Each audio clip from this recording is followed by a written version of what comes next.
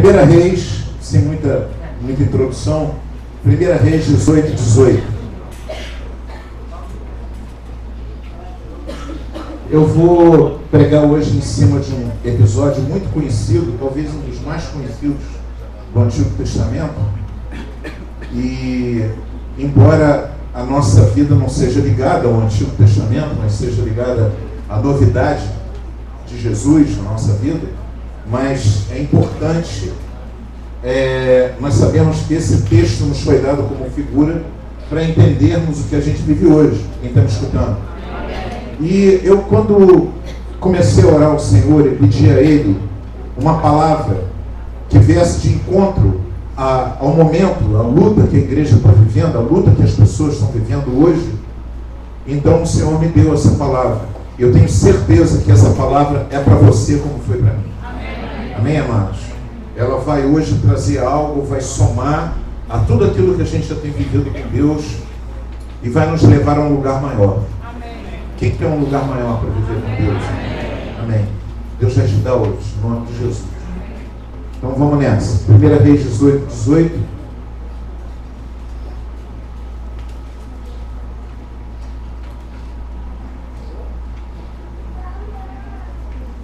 É o Charles ou o Charles? Charles. Então disse ele: eu não tenho perturbado a Israel, mas tu e a casa de teu pai, porque deixaste os mandamentos do Senhor e seguistes a Baalim. Agora, pois, manda reunir-se a mim todo o Israel no Monte Carmelo, como também os 450 profetas de Baal e os 400 profetas de Azera, que comem da mesa de Jezabel. Então Acabe convocou todos os filhos de Israel e reuniu os profetas no Monte Carmelo. Então Elias se chegou a todo o povo e disse: até quando cocheareis entre dois pensamentos? Se o Senhor é Deus, seguiu, e se Baal, seguiu. Porém o povo nada lhe respondeu. Então disse Elias ao povo: só eu fiquei por profeta do Senhor, e os profetas de Baal são 450 homens. Deem-se-nos, pois, 2 bezerros, e eles escolham para si um dos bezerros, e o dividam em pedaços, e o ponham sobre a lenha, porém não lhe coloquem fogo. E eu prepararei o outro bezerro, e o porei sobre a lenha, e não lhe colocarei fogo. Então invocai o nome do vosso Deus, e eu invocarei o nome do Senhor. E há de ser que o Deus que responder por meio de fogo, esse será Deus. E todo o povo respondeu, dizendo: é boa esta palavra. E disse Elias aos profetas de Baal: escolhei para vós um dos bezerros, e preparai o primeiro, porque sois muitos. Invocai o nome do vosso Deus, e não lhe ponhais fogo. E tomaram o bezerro que lhes dera, e o prepararam, e invocaram o nome de Baal, desde a manhã até o meio-dia, dizendo: ah, Baal, responde-nos! Porém nem havia voz, nem quem respondesse. E saltavam sobre o altar que tinham feito. E sucedeu que ao meio-dia Elias zombava deles e dizia: clamai em altas vozes, porque ele é um Deus. Pode ser que esteja falando, ou que tenha alguma coisa que fazer, ou que intente alguma viagem. Talvez esteja dormindo e despertará. E eles clamavam em altas vozes, e se retalhavam com facas e com lancetas, conforme o seu costume, até derramarem sangue sobre si. E sucedeu que, passado o meio-dia, profetizaram eles, até a hora de se oferecer o sacrifício da tarde. Porém não houve voz, nem resposta, nem atenção alguma. Então Elias disse a todo o povo: chegai-vos a mim. E todo o povo se chegou a ele, e restaurou o altar do Senhor, que estava quebrado. E Elias tomou 12 pedras, conforme ao número das tribos dos filhos de Jacó, ao qual veio a palavra do Senhor, dizendo: Israel será o teu nome. E com aquelas pedras edificou o altar em nome do Senhor. Depois fez um remo em redor do altar, segundo a largura de 2 medidas de semente. Então armou a lenha, dividiu o bezerro em pedaços e o pôs sobre a lenha. E disse: enchei de água 4 cântaros e derramai-a sobre o holocausto e sobre a lenha. E disse: fazei-o segunda vez, e o fizeram segunda vez. Disse ainda: fazei-o terceira vez, e o fizeram terceira vez. De maneira que a água corria ao redor do altar, e até o rego ele encheu de água. Sucedeu que no momento de ser oferecido o sacrifício da tarde, o profeta Elias se aproximou e disse: Ó Senhor, Deus de Abraão, de Isaque e de Israel, manifeste-se hoje que tu és Deus em Israel e que eu sou teu servo e que conforme a tua palavra fiz tudo o que me ordenou. Responde-me, Senhor, responde-me, para que este povo conheça que tu és o Senhor Deus e que tu fizeste voltar o seu coração. Então caiu o fogo do Senhor e consumiu o holocausto, e a lenha, e as pedras, e o pó, e ainda lambeu a água que estava no rio. O que vendo todo o povo, caíram sobre os seus rostos e disseram: só o Senhor é Deus, só o Senhor é Deus. E Elias lhes disse: lançai mão dos profetas de Baal, que nenhum deles escape. E lançaram a mão deles, e Elias os fez descer ao ribeiro de Quizon, e ali os matou. Então disse Elias a Acabe: sobe, come e bebe, porque há ruído de uma abundante chuva. E Acabe subiu a comer e a beber. Mas Elias subiu ao cume do Carmelo, e se inclinou por terra, e pôs o seu rosto entre os seus joelhos.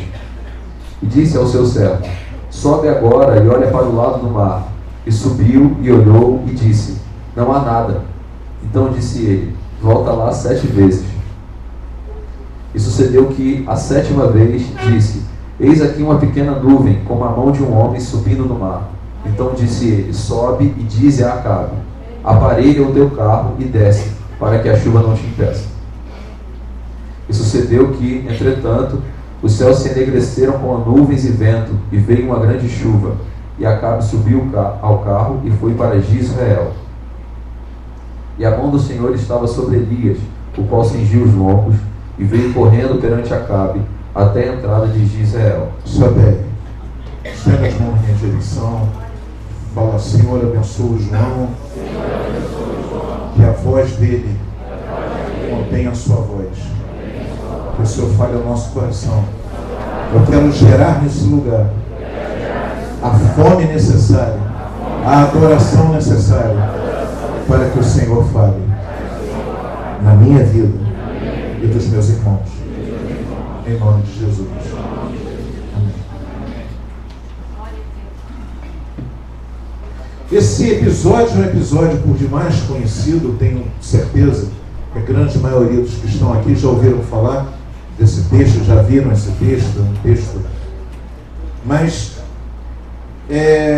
eu gostaria de falar um pouquinho, até do contexto histórico que estava acontecendo ali. O que estava acontecendo é que, naquele período, Israel estava dividido. Houve uma divisão. E aonde tem divisão, Deus, ele perde a sua... As pessoas param de enxergar o mover, porque há divisão. Aonde tem divisão, você tem um enfraquecimento da fé em Deus. Quem está me escutando?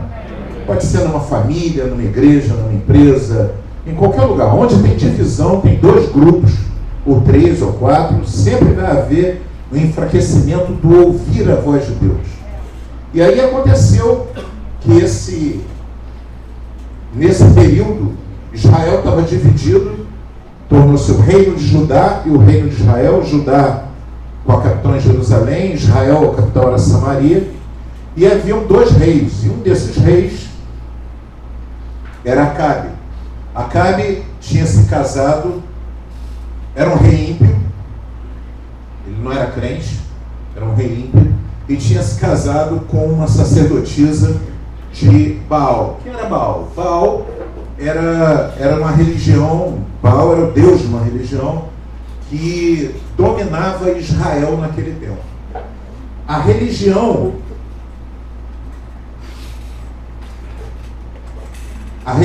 de Baal tornou-se mais forte que a adoração a Yahvé. Quem está me ouvindo? Amém. A adoração a esse Deus chamado Baal se tornou maior do que o culto ao Deus de Israel. Foi um período único na história desse povo, e esse culto ele foi crescendo, mas aquele povo tinha na memória que eles eram um povo que a origem dele, o sentido da existência daquele povo, remontava lá na saída deles do Egito, Então eles contavam aquelas histórias e tal, e eles faziam Shabat, eles comemoravam Shabat, eles tinham Pesa, que eram as festas lá judaicas e tal, e eles tinham esses costumes, viraram só costumes, viraram só rituais, porque a fé deles estava em Baal. Baal era um Deus muito mais interessante, era um Deus de manifestação de poder. Ele tinha, segundo a fé desse pessoal, ele era um Deus que dominava o clima, fazia chover, fazia calor, fazia parar de chover. Só que nessa coisa de o Deus do clima, que era até um Deus casado, amém, amados? Amém, amados? Ele era um Deus casado, né? Deixa eu ver aqui, tem o nome da mulher dele.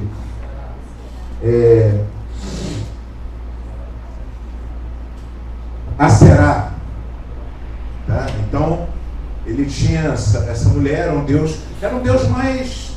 O culto era um culto animado, tinha sexo ritual, prostitutas rituais, homossexualismo ritual, era um culto bem animado. O culto a Yahvé é aquele negócio de matar animal, matar bicho, quem está me escutando? E para aquele povo, o culto a Yahvé, o culto a Deus, passou a se tornar um culto meio fora de moda. O pessoal não queria muito dizer que era crente em Deus, porque aquilo parecia que o cara era meio careta. Quem está me escutando? Regina, você está aí. Gente, vamos aplaudir o Senhor, porque a Regina está ali. Não, aplaude o Senhor, não.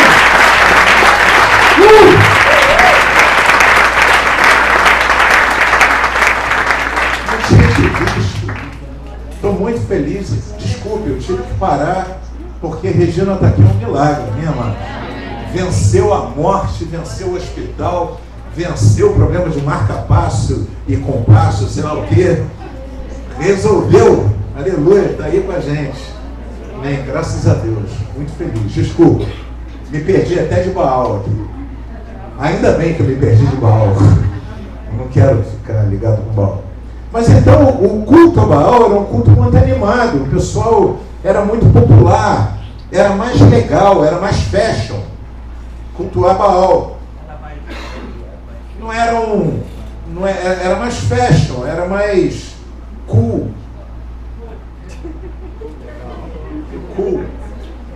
Beleza. Legal. Amém? E o culto a Baal era o culto da maioria. Quem está me escutando? O culto a Deus era o culto da minoria. O culto a Baal era o culto da moda. O culto a Deus era o culto fora de moda, da galera careta. Quem está me ouvindo? Quem está me ouvindo? O culto a Baal era um culto cheio de vitórias exteriores. O culto a Deus era um culto de vitórias interiores. Não era uma coisa que aparecia. Amém? O culto a Baal todo mundo curtia, tinha muita curtição. Esse lance de sexo ritual e tudo mais, então tinha muita curtição. E tinha sacrifícios humanos também. Bem interessante isso. Eles matavam seres humanos para cultuar.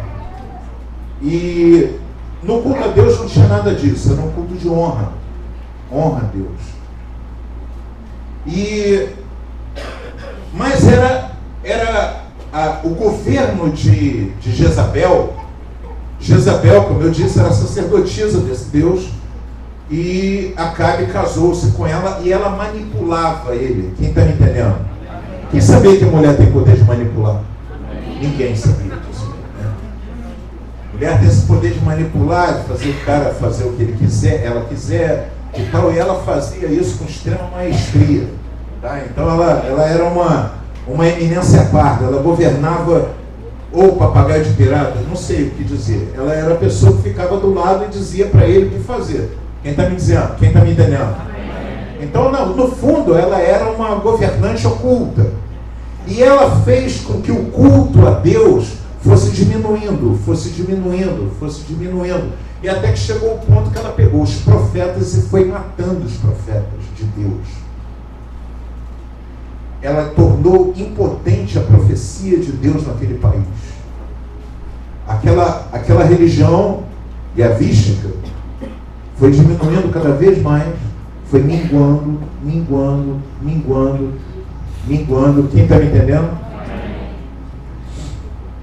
E a morrendo,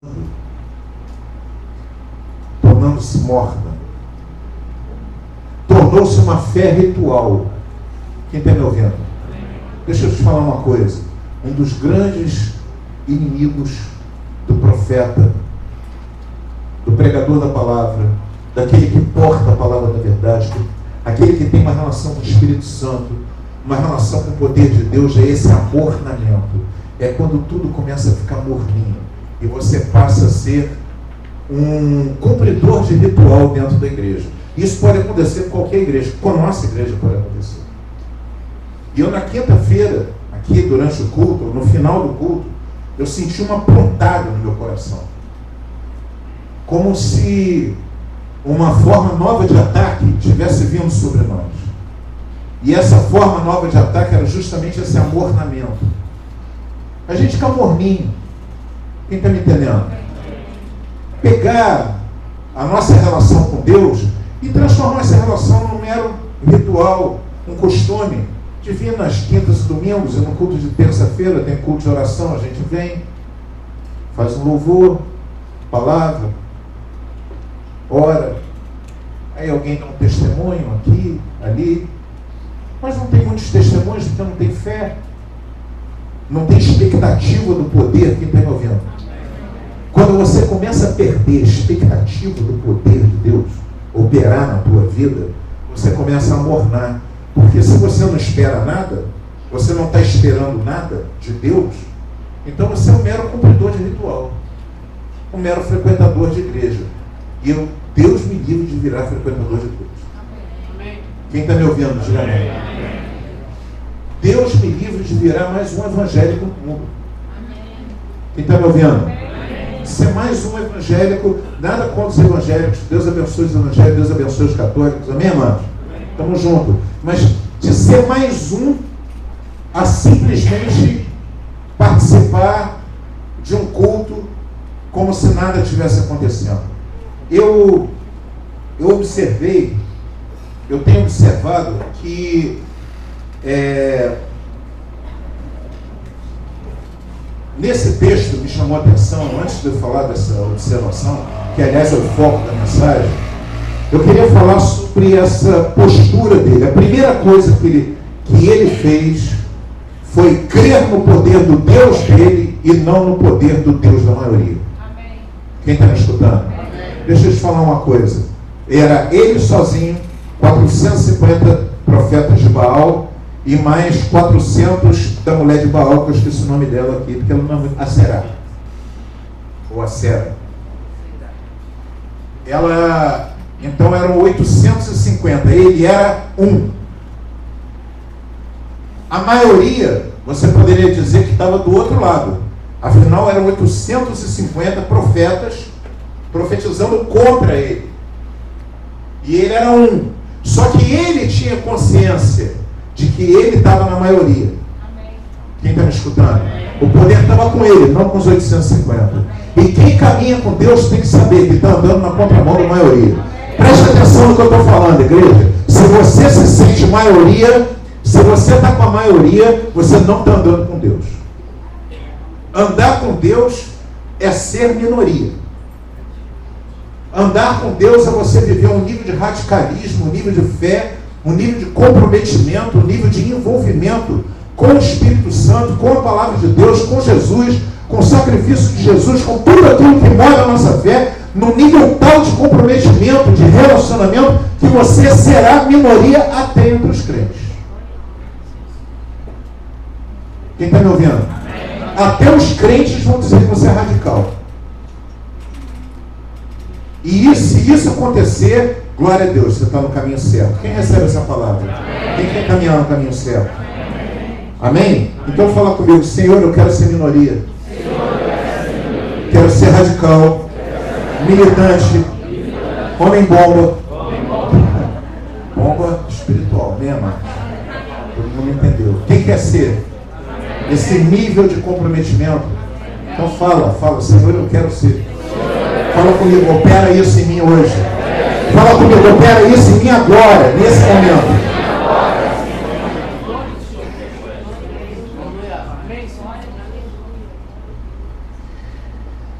A primeira coisa foi crer nisso. Quando ele creu nisso, quando Elias foi para essa batalha, olha só, Elias não era louco.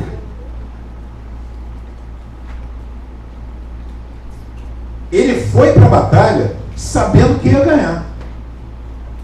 Com certeza Deus falou com ele antes. Com certeza houve esse momento dele antes com Deus, assegurando o que ia acontecer.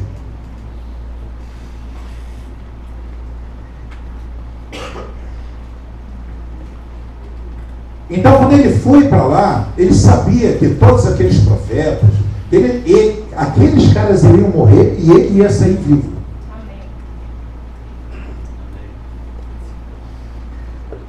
O segundo ponto, inclusive, ele debochou, eu não sei se vocês notaram no texto, ele debochando dos profetas de Baal. Quem notou isso no texto? Os caras estavam lá se cortando, pulavam em cima, estou dizendo exatamente como está na Bíblia, tá?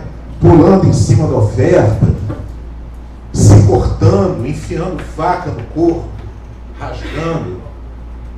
Eu já vi isso no voodoo, filmes de voodoo, nunca foi do voodoo, mas filmes, né, que mostram como é o voodoo, os caras se rasgam com faca, sangram, jogavam sangue sobre a oferta.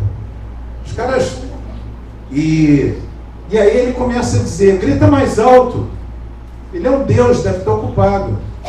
De repente está dormindo, não sei. Foi comer, está em reunião. Amém? Ele começa a debochar dos caras do outro lado. E os caras continuam naquele negócio todo e nada acontece. E aí Elias diz, agora é minha vez. O que ele faz? Quem está me escutando? Amém. A Bíblia diz assim, lê para mim o versículo 30, por favor.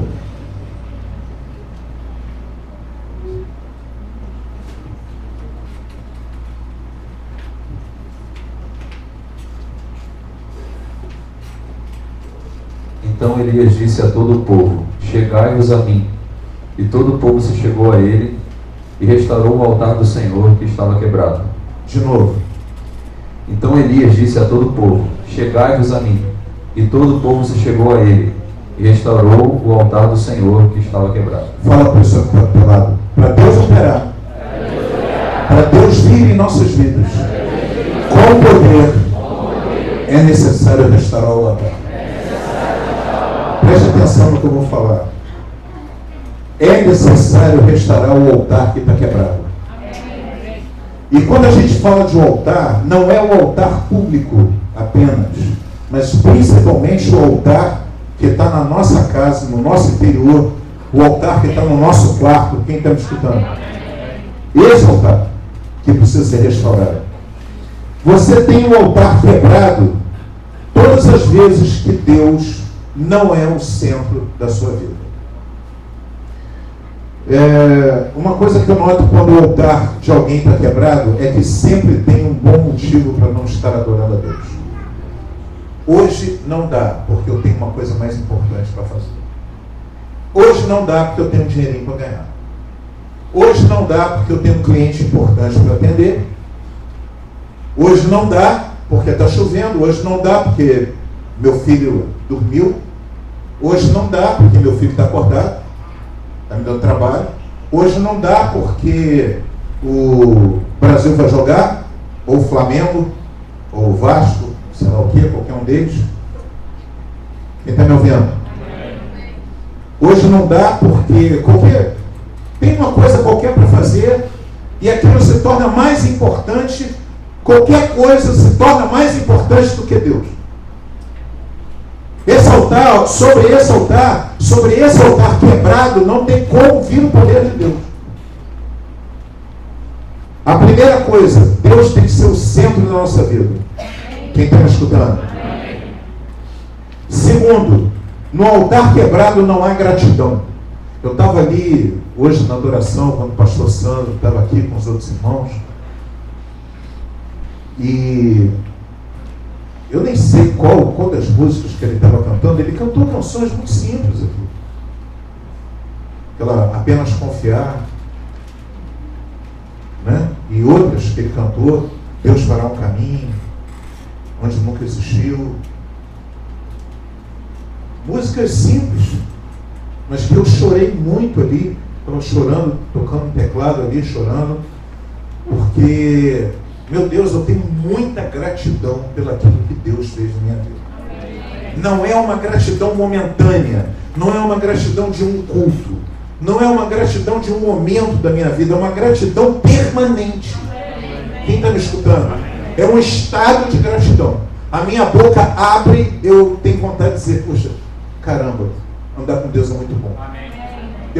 Ontem eu fui fazer uma visita ao pastor Fábio Damasceno. Estava eu e a Giza, um trabalho de casais deles lá, e não aconteceu nada demais. Ele não trouxe ali nenhuma, mas quando eu estava indo, eu e Giza, e a gente andando pela rua de mão dada assim, caramba, eu disse, cara, eu sou um felizardo, eu tenho esposa. Quem está me ouvindo? Eu tenho esposa. Eu tenho uma esposa com E maiúsculo, que está do meu lado. Nós somos uma família abençoada. Isso seria impossível na minha vida se não fosse o Senhor. Quem está me escutando? Isso seria impossível se não fosse Jesus na minha vida e na dela. Eu disse, cara, não é nada. Mas você vai dizer, pô, mas você já agradeceu a Deus sobre isso? Já. Mas agradeci de novo. E de novo, e de novo. Isso até me parece aquela piada. Desculpe, não é uma piada, mas é uma história concreta de gaúcho, né? Cadê o Marcelo? Esse gaúcho muito grosso, muito macho, muito... Aí o cara diz assim, mas você já disse para tua mulher que eu te amo? Que você a ama? Disse. Quando? Uma vez. Há 20 anos, quando eu casei com ela. Para que falar de novo, se ela já sabe? Eu digo, meu Deus, o cara é grosso. Grossura absurda. Às vezes tem pessoas que tratam Deus assim. Para que eu vou ser grato a Deus? Ele sabe. Uma característica do altar quebrado, a pessoa não tem nada para agradecer a Deus. Ela não agradece, ela não é grata, ela não vê Deus na vida dela. Ela não consegue olhar para a história dela e dizer assim, eu só estou aqui por causa do Senhor. Eu só cheguei aqui por causa do Senhor. Senhor, obrigado. E quando eu levantar amanhã de manhã, diz, Senhor, obrigado. De novo. Senhor, eu te amo. Não, eu já falei, eu te amo. Para que eu vou falar de novo? Fala de novo para Ele. Amém? Fala para o teu irmão do lado, Deus é uma pessoa. Jesus é uma pessoa. Não é um CNPJ. Não é um PC, um computador, não é. Ele é uma pessoa. Ele quer ouvir. Ele se relaciona. Ele ouve e fala. Amém? Quem pode glorificar a Deus? Aplauda o Senhor, Ele merece.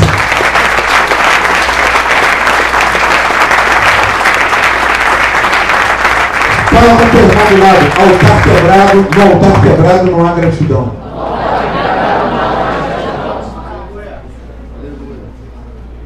Tem pessoas que não enxergam o mover de Deus, não enxergam o milagre de Deus. Não enxergam o milagre de Deus. Eu contei aqui na semana passada o livramento que Deus me deu no expulso do inferno, a gente descendo a serra, deu um problema no freio, quem está lembrado? Amém? Eu só enxerguei Deus ali. Tem gente que vai dizer assim, não, pô, deu maior sorte, né? Sorte? Eu só dou azar, bro. Eu posso, olha, para vocês terem uma ideia, eu nunca fui sorteado numa rifa. Nunca, pode ser a rifa que for. Nunca ganhei nada. Tem sorteios, não sei lá do que, eu digo, nem olho. Eu não vou ganhar, não tem negócio de sorte não. No meu caso, ou Deus opera ou eu morro. Quem está me ouvindo? Eu não tenho, eu posso jogar nos 29 bichos do jogo, dá uma minhoca. Dá qualquer coisa. Não, é sério, dá minhoca, não vai dar nenhum bicho normal. Nem que o pastor não pode jogar no bicho, não pode, sei lá. Não sei o que diz o livro de regra.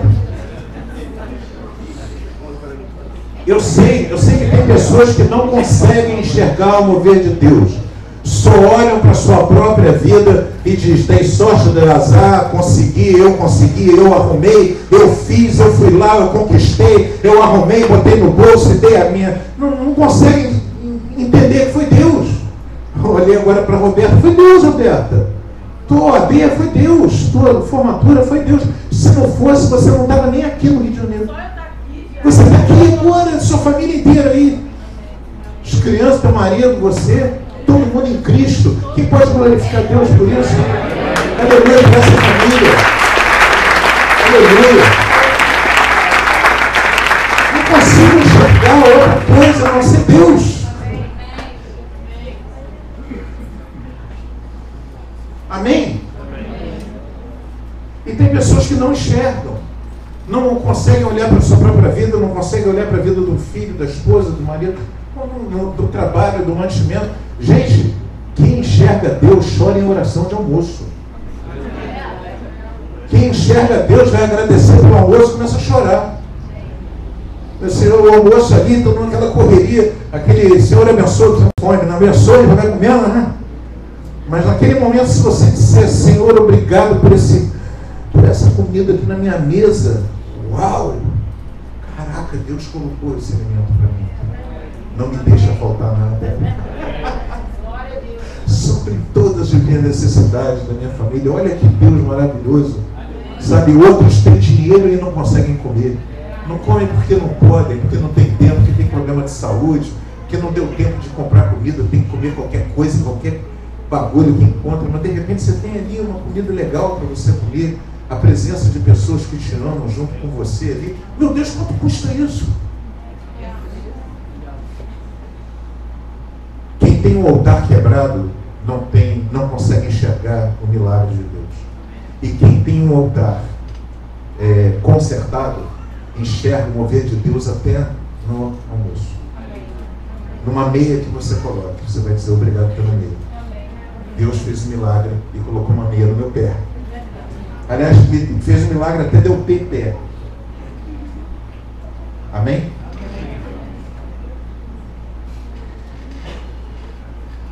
Quem está com o altar quebrado se isola para ouvir e para falar. A pessoa que tem o altar quebrado, característica, mora na caverna. Mora na sua própria caverna, nas suas próprias coisas. Não quer falar para ninguém, não quer ouvir ninguém, não quer dar uma palavra para ninguém, não quer ouvir ninguém também, não quer ouvir ninguém, não quer falar com ninguém, não quer nada, é isolado, é um ser eremita, se relaciona só para comprar, vender, pagar, não pagar, receber e tal. É um ser empresarial, sei lá, comercial. Não consegue abrir o coração para uma palavra amiga, para uma palavra de amor, por um carinho para uma criança. Alguém aqui já notou como é importante para a criança alguém parar e ouvir o que ela tem para dizer? Quem já notou isso? 5 minutos que você gasta ali para ouvir uma coisa. Eu tenho uma criança em casa, 20 anos. E eu tenho que parar para ouvir. Amém? Por quê? Porque é importante a criança, o marido, a esposa, um amigo, um irmão, precisa falar, precisa ouvir uma palavra. Às vezes você tem a palavra para dizer e você não diz, sabe por quê? Por egoísmo. Vou falar para quê? Não vai me ouvir mesmo? Não quer nem saber? Eu tenho lá que falar nada para ninguém. Fala comigo: o altar quebrado. Quem está com o altar em Deus sempre tem uma palavra para alguém. Quem está com o altar em Deus, sempre os ouvidos estão abertos para ouvir a voz de alguém. Quem está me ouvindo? Quem recebe essa palavra? Fala para o teu irmão do lado: restaurando o altar. Restaurando o altar.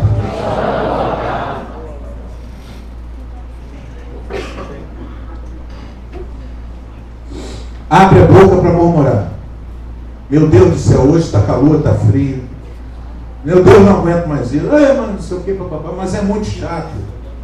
Tudo é motivo de murmurar, tudo é motivo de reclamar. Tudo no motivo de você dizer que não deu certo, que deu ruim, que deu errado. Quem está me ouvindo? A pessoa que está com altar em Deus, ela olha para tudo e diz assim: eu quero andar com Deus, Deus sabe o melhor para mim. Se isso está acontecendo, é Deus na minha vida, eu entrego a minha vida para Deus e Ele me governa, Ele me supre, Ele me faz. Se der certo é com Ele, se der errado é com Ele. Quem está me escutando? Esse é o coração de quem anda com Deus. E é assim que a coisa anda, que a coisa vai, porque Deus se agrada disso. Amém? Fala comigo, atitude de restauração de altar. Quem notou que todas as coisas que eu falei aqui dependem de uma atitude? Fala para o teu irmão do lado, restaurar o altar depende de uma atitude.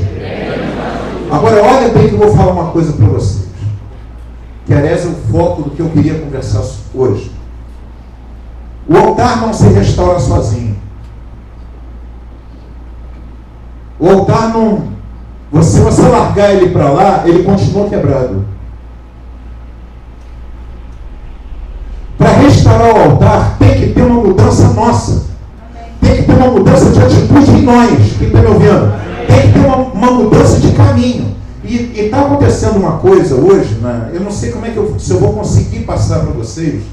Tá? A internet, vídeo, TV a cabo, redes sociais, Netflix, gera espectadores da existência. Fala comigo, espectadores da existência.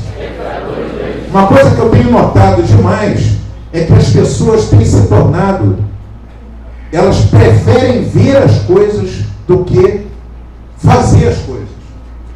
Um dia a Aline estava conversando comigo e eu fiquei de bobeira, porque ela me contou que a Olivia está aqui não, está lá embaixo, que a Olivia achou um programinha, um programa de criança, onde tinha uma criança brincando. Ela preferia estar ali vendo a criança brincando do que ela brincar. Olha que doideira. Vídeos no YouTube de crianças brincando. Isso, brincando de boneca, dando comida para a boneca e tal. Ela preferia ver aquilo ali. E aí você começa a entender a lógica da pornografia. Quem está me ouvindo? Você começa a entender a lógica da pornografia. Você chama determinadas pessoas assim, o cara, ele é fanático por UFC. O cara, pô, eu gosto de luta pra caramba, pô, vê aquele cara dando cacete no outro, joga na queda, o cara foi lá e tal, não sei o que, pô, maneiro, cara. Chega aí, vamos fazer um treino com a gente. Não, tá maluco? Gosta desse negócio não. Ué, mas você não disse que se amarra, né? Vem fazer um treino. Não, treino não, isso aí não, isso não é pra mim não. O cara vê tudo quanto é jogo de futebol, do Flamengo, do Vasco, Botafogo, estamos sabendo da seleção brasileira, da seleção da Nova Zelândia, amém? Com a Bolívia. Você diz assim, pô, a galera da igreja está se reunindo para jogar um futebol lá, não sabe, vamos jogar um futebol? Eu não gosto de futebol não. Como não gosto de futebol? Mas a gente está vivendo uma era, quem está me escutando, que as pessoas têm se tornado espectadoras da existência. Elas querem de qualquer maneira assistir tudo no Netflix. A vida passa no Netflix. A vida passa no Netflix, mas elas não entendem que a vida não acontece sozinha. A gente tem que botar a mão na vida para viver. Quem está me escutando? E isso é um rompimento psíquico que precisa acontecer no povo de Deus. Porque o altar não se restaura sozinho. A vida com Deus não se restaura sozinha. A gente tem que restaurar na marra. Deixar o Espírito Santo vir sobre nós e nos recusarmos a ser espectadores da vida. Espectadores da existência. Ver a existência acontecendo na vida de todo mundo. Eu adoro ir lá na igreja para ouvir os testemunhos. Pô, e você? Eu não, tem vergonha. Mas como sem vergonha? Não, esse testemunho, eu vejo tudo acontecendo na vida dos outros. Fulano teve a vida, pô, o casamento dele foi restaurado, pô, a família dele foi restaurada. Caramba, fulano abriu a porta lá de emprego pro cara, o outro, pô, Deus deu um carro para ele. Pô, que legal. O cara, aquele cara era viciado em droga, rompeu com tudo, agora ele está vivendo uma vida maneira com a esposa. Pô, legal. Então, eu estou vendo ele viver, mas se eu não entendo que eu tenho que restaurar o meu altar, existência não é dividida, existência não é em conjunto. Preste atenção, nós somos corpo de Cristo, somos um. Amém, amados? Amém. No Espírito Santo somos um, mas a existência é individual. Amém. A relação com Deus, ela é individual. A gente tem que buscar essa relação. Não pode se tornar espectadores da existência. Eu pensei muito nisso vendo esse texto e vendo essa questão da mornidão. Porque a mornidão espiritual tem a ver com isso. Achar que as bênçãos, ou que o grande mover de Deus está na vida do outro. Não. O grande mover de Deus está na vida de quem tem o altar restaurado e toma uma atitude de restauração, porque o altar não se restaura sozinho. Quem está me ouvindo? Então depende de você. Então como é que é, pastor? Aí eu volto de novo lá. Se Deus não era o centro da minha vida, Deus tem que passar a ser o centro da minha vida. Ninguém vai fazer isso para mim.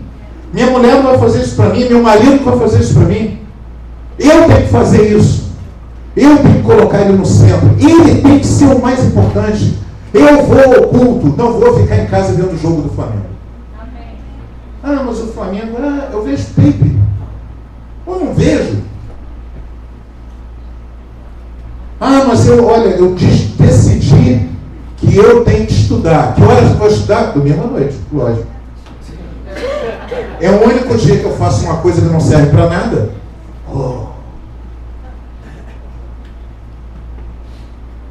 Tem pessoa que Satanás tem colocado uma coisa na cabeça das pessoas, que adorar a Deus não serve para nada. Quem adora a Deus é porque não tem nada o que fazer. Eu adoro a Deus e tenho muito para fazer. Tem muito o que fazer. E eu amo adorar o Senhor. Amém? Ele tem que estar no centro da minha existência. Fala comigo, restaurando altares. Eu tenho que ser uma pessoa grata. Eu tenho que olhar para o meu casamento, para o meu filho, para a minha vida, para a minha mãe, para tudo que está em volta, para o esporte que eu pratico, para o dinheiro que eu tenho, para tudo que está acontecendo na minha vida, e dizer, caramba, foi Deus que me deu. Porque se Ele não quiser, tenta passar num concurso, se Deus não quiser que você passe. Tenta entrar no emprego, se Deus não quiser que você entre. Tenta se formar em alguma coisa, se Deus não quiser que você se forme. Tenta. Não vai conseguir, que o poder dele sempre é maior. É necessária essa consciência de gratidão. Fala comigo, gratidão a Deus é restaurar o altar. Eu quero enxergar o mover de Deus em tudo. Pastor, mas aconteceu uma coisa terrível na minha vida. Deus está se movendo. Eu vejo Deus na morte de um parente. Eu vejo Deus no desemprego. Eu vejo Deus na doença. Eu vejo Deus em tudo. Eu vejo Deus naquela dívida que você não conseguiu pagar, que sujou o teu nome. Tudo isso é Deus. Tudo isso é Deus operando em nós. Tudo. Tudo. Para aqueles que amam a Deus, tudo é milagre de Deus. E você vai olhar para a dívida e vai dizer assim, quando eu pagar, eu vou glorificar o nome do Senhor. Você vai olhar para a pessoa que faleceu e dizer assim, Deus o levou porque era o tempo dele, mas Deus vai me abençoar sem ele. Você vai olhar para a tua doença e vai dizer assim, vou glorificar o Senhor o dia que eu estiver curado. E vou glorificar o Senhor enquanto eu não estiver curado também. Quem está me escutando? Fala comigo, restaurar o altar. Restaurar o altar de adoração. Fala, eu não me isolo para ouvir e não me isolo para falar. A minha boca fala, serve para falar de Deus. Então eu quero que você fale isso bem forte. Você quer restaurar o altar hoje? Fala comigo, a minha boca serve para falar de Deus, serve para adorar a Deus, serve para agradecer a Deus e para falar bem dele. Aplauda o Senhor.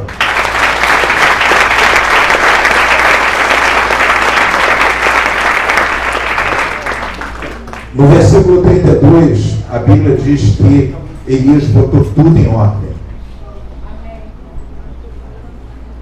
É necessário botar a nossa vida em ordem. Que ordem, pastor? Ordem divina. A ordem que Deus estabeleceu para a gente. Botar as coisas de cabeça para cima. Amém?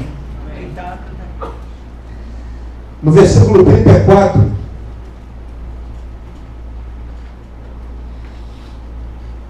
pode ler para mim, Charles? E disse: enchei de água 34 e 35, tá? Enchei de água 4 cântaros e derramai-os sobre o holocausto e sobre a lenha. E disse: fazei-o segunda vez. E o fizeram segunda vez.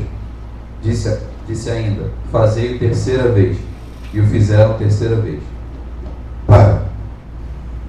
Nessa época, Deus usou Elias para fazer parar de chover em Israel. Não chovia há 3 anos e meio. Agora imagina aqueles profetas todos de Baal lá, os soldados, todo mundo presente lá, olhando ele pegar 4 cântaros de 20 litros de água, mais ou menos 20 litros, pegava aquilo ali e derramava. E o pessoal olhando, devia estar olhando assim. Quem está me entendendo? Devia estar olhando assim. Aí ele pegava outro cântaro de 20 litros, 4 cântaros. Quando ele terminou os 4, o pessoal pronto, jogou, tá vendo? Jogou 80 litros d'água fora. Aí Elias faz o impensável, diz assim, de novo. Aí pegou mais 80 litros d'água. Todo mundo doido vendo aquilo. Aí quando ele terminou de fazer a terceira vez, a segunda vez, o pessoal, agora chega. Ele diz assim, enche mais. Bota mais.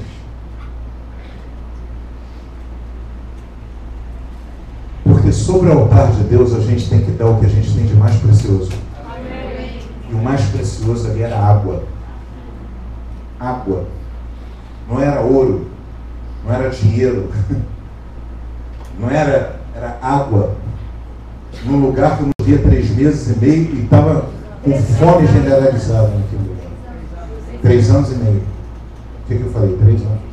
3 anos e meio. 3 anos e 6 meses. Ele colocou o que ele tinha de mais precioso. E eu preguei aqui, se eu não me engano, na semana retrasada, que você precisa plantar a semente que você quer colher. Ele sabia que Deus iria mandar água. O que ele fez? Derramou água.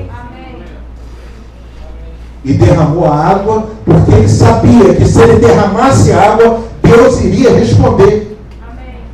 Deus já disse que iria confirmar quem ele era na presença dos inimigos dele, e fez isso. Ele sabia que Deus ia mandar fogo.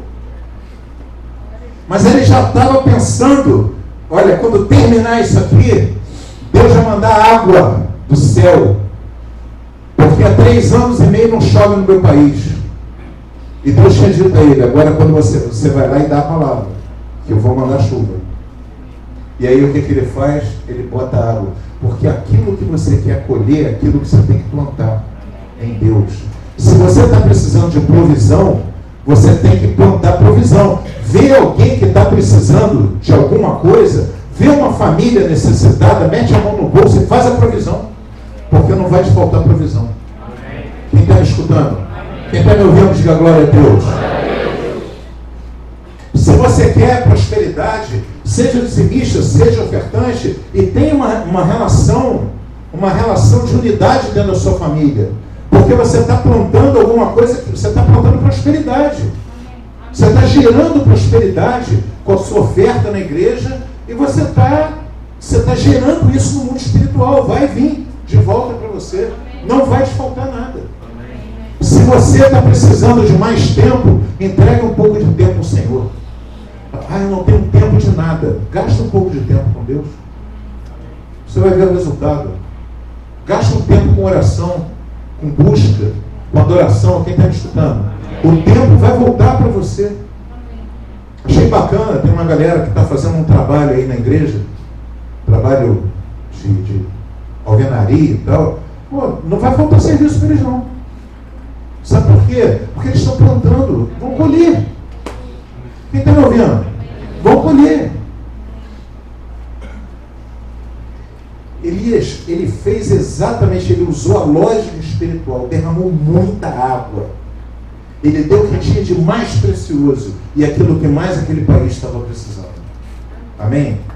Quem me entendeu? Amém. Depois ele, no versículo 42, ele se humilhou e confiou no que o Senhor escutaria a sua oração. Deixa eu te falar uma coisa. Você quer ser abençoado por Deus? Se humilha diante dele. Fala para o teu irmão do lado, consertar o altar. Fala, consertar o altar. Colocar o que há de mais precioso no altar. Plantar o que há de mais precioso. Se humilhar e orar ao Senhor. Terceiro passo de Elias. Quarto passo, ele confiou que Deus ia operar. 7 vezes ele orou. Ele não confiou na previsão do tempo. Amém? Ele olhou para o céu, aquele velho truque indígena, vai chover hoje, peraí. Olha para cima para ver, né? Ele não confiou nisso. Deixa eu fazer uma pergunta aqui. Quantas vezes vocês viram Deus fazer milagres com o tempo aqui na igreja? Quem pode dizer que já viu várias vezes isso acontecer? De ter chuva, amanhã tem um batismo. Pastor, você vai cancelar o batismo? Não. Mas a previsão diz que vai chover muito. Eu sei. Mas a gente vai orar e vai dizer, Senhor, para a chuva. E Deus vai parar a chuva. Amém? Se Ele quiser também. Se Ele quiser, a gente faz o batismo com chuva. Mas quantas vezes vocês viram isso acontecer? Da última vez, agora ninguém nem perguntou. Estava com previsão de chuva direto. Aí quando chegou no sábado, daqui a pouco vai começar. Pastor, vai ter batismo, vai cancelar. Ninguém me ligou. E todo mundo disse, não, vamos orar. Vamos orar que Deus vai... A gente não pode se acostumar com isso. Quem está me ouvindo? Fala para o teu irmão do lado, não se acostume com os milagres de Deus. Eu quero sempre ficar babando com os milagres de Deus. Quem está me escutando? Alguém aqui já impôs as mãos sobre o enfermo e ele se curou? Ficou curado? Alguém já fez isso? Não se acostume com isso, isso é milagre. Amém? Teve um irmão que virou para mim essa semana e disse assim, pastor, eu fumava não sei quantos anos, poxa, foi no batismo, me batizou fumando. Eu digo, parei de fumar há 2 meses. Eu digo, milagre. Milagre. Eu não disse para ele parar de fumar, ele parou porque ele quis. Milagre. Ele queria parar, mas ele não tinha força. Fazia mal a ele. Ele queria parar. Eu não coloquei isso, se você não parar nos batismos. Não, batismo sim. Você quer Jesus? Você quer o Senhor? Você quer uma nova vida? Então, vou te batizar.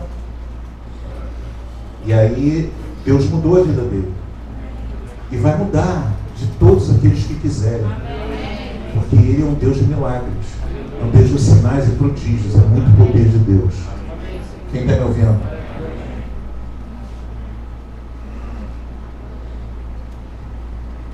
Hoje é dia da gente sair daqui decidido a começar um novo tempo com Deus. Quem quer começar um novo tempo com Deus? Quem quer restaurar os altares? Altar não se restaura sozinho. Quem está me ouvindo? É a gente que tem que restaurar. Abrir a nossa boca, a nossa vida de oração. A gente que tem que mudar. Depois que a gente mudar, Deus responde com fogo. Fala para o teu irmão do lado. Depois que a gente restaura o altar, Deus responde com fogo. E vai mandar fogo. Amém, amados? A gente manda adoração, Ele responde com fogo. Glória a Deus. Então, Deus vai fazer o milagre que você precisa. Deus vai abrir a porta que você precisa. Deus vai fazer o milagre que você está tão necessitado que aconteça. Ele vai fazer. Mas Ele está dizendo hoje para essa igreja, é tempo de restaurar os altares. comigo, eu rejeito todo espírito que gere em mim mornidão. Eu não quero ser um crente mais ou menos. Quem recebe essa palavra? Amém. Vamos restaurar hoje a nossa comunhão com o Senhor. Essa Santa Ceia não era do programa. Amém? Essa Santa Ceia que nós vamos fazer hoje não é aquela Santa Ceia de todo mês. Foi alguma coisa que Deus colocou no meu coração para fazer. Porque hoje é dia de renovar as alianças com o Senhor. Hoje é dia de renovar a aliança com o Senhor. De saber que Deus opera. Que se Ele te chamou, Ele vai cumprir as promessas. Ele vai fazer aquilo que Ele disse que vai fazer na tua vida. Aquilo que Ele disse que vai gerar em você a pessoa que você gostaria de ser. Ele vai fazer com você. Ele vai fazer com a tua família. Amém, amados? Ele vai fazer na tua vida. Mas hoje é o tempo de tomada de decisão. A gente restaura o altar, se humilha diante de Deus, coloca o nosso melhor no altar de Deus e Deus responde com fogo. Vamos fazer essa Santa Ceia com essa palavra?